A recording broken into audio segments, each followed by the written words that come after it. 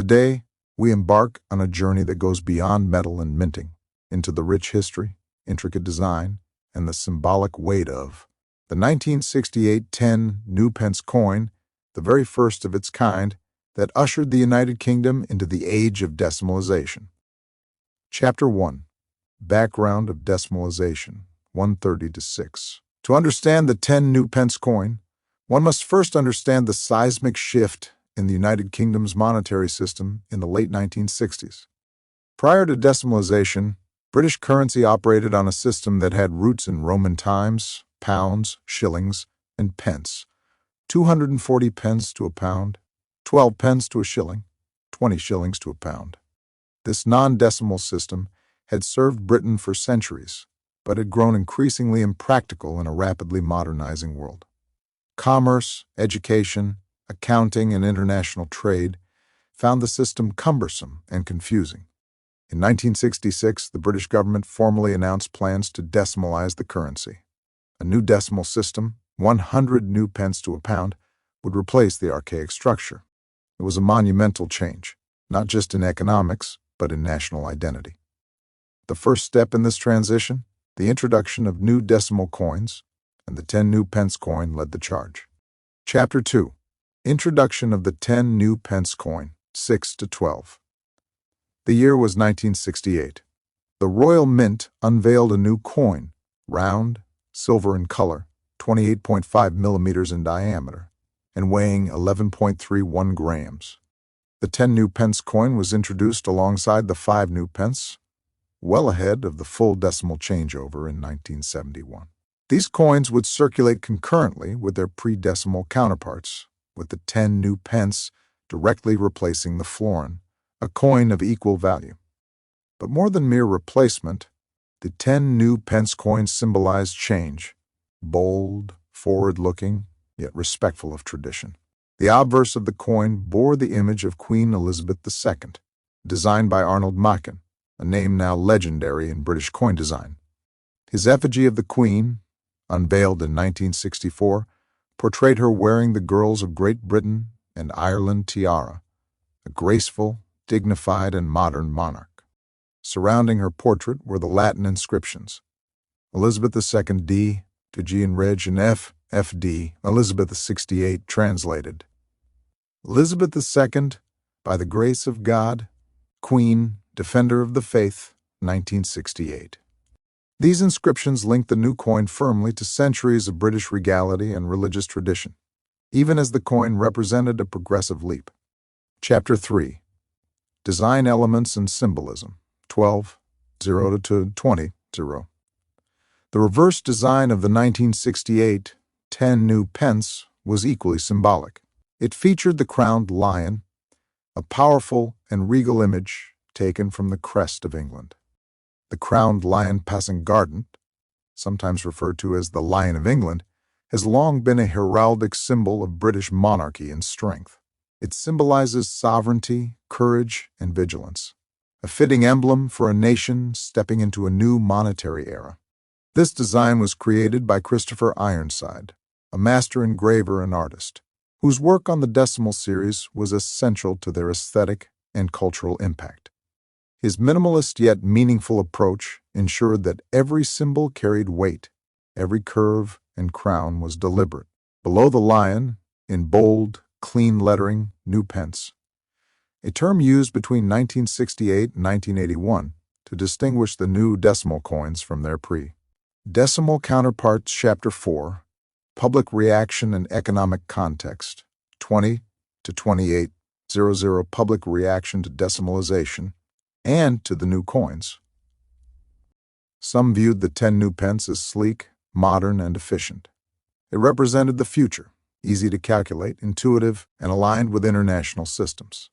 For others, particularly the older generations, the new coins felt unfamiliar, lacking the heritage and feel of the old currency.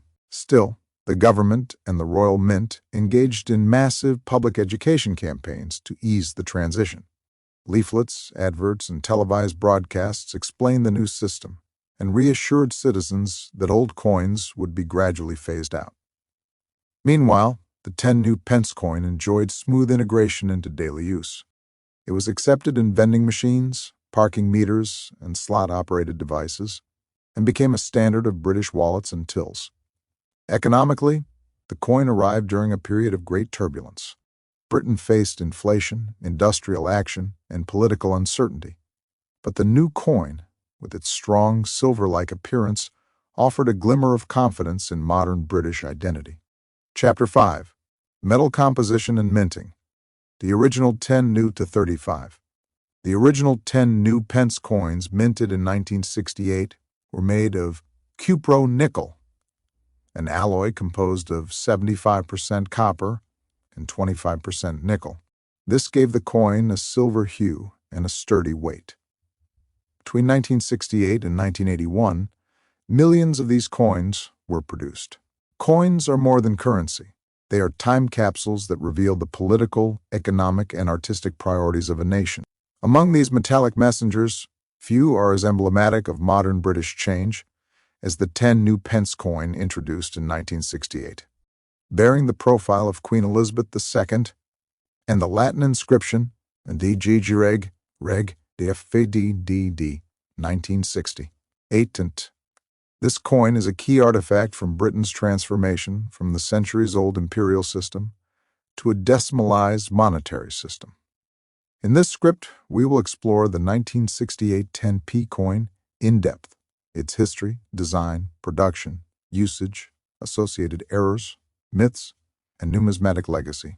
This exploration will also help clarify common misconceptions and draw a picture of Britain's identity as expressed through this small but powerful object. Section 1. Historical Backdrop, the Move to Decimalization. Before 1971, the United Kingdom used a monetary system based on pounds, shillings, and pence LSD, with 12 pence to a shilling and 20 shillings to a pound, making 240 pence in a pound. This complex system had its roots in Roman Britain and evolved through Anglo-Saxon and Norman rule. However, by the mid-20th century, this system was increasingly seen as outdated, cumbersome, and unsuited for the global economy. Calls for decimalization became stronger after World War II, particularly from Commonwealth countries like Australia and South Africa, which had already transitioned. In 1966, the British government formally announced its plans for decimalization. To prepare the public for the new currency, the first decimal coins were introduced ahead of time in 1968. Among them was the 10 new pence coin, intended to match the old 2-shilling coin in value. Section 2. The coin's design, symbolism, and metal. The 1968 10 new pence coin was a product of meticulous design and symbolism. Here's a breakdown of its major features. Obverse front, a portrait of Queen Elizabeth II, designed by Arnold Machin, which first appeared on coins in 1968. This iconic image shows the Queen wearing the girls of Great Britain and Ireland tiara.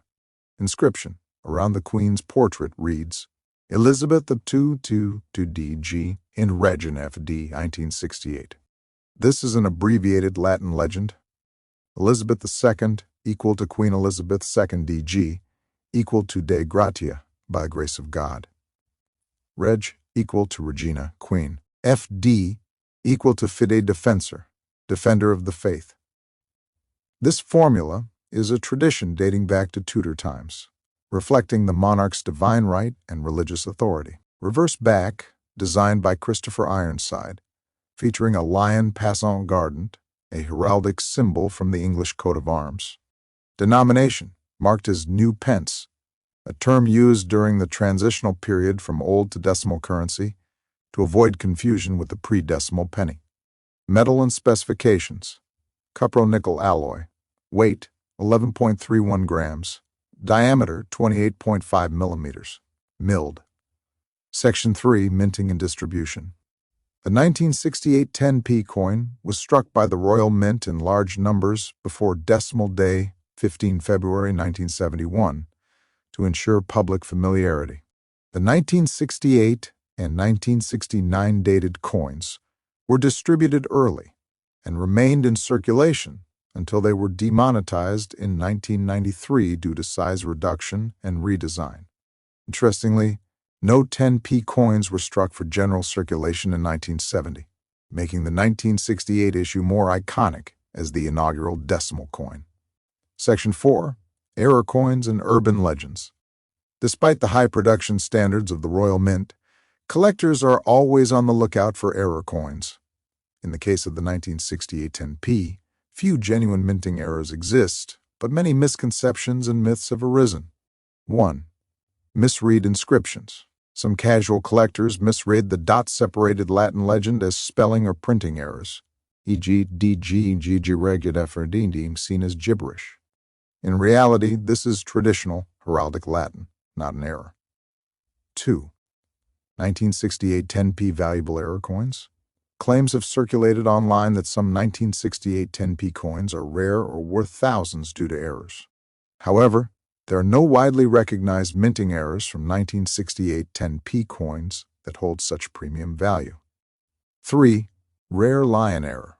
Another myth suggests that a variation in the lion's mane or paw position makes some coins rare. No such error has ever been authenticated by the Royal Mint or major numismatic bodies.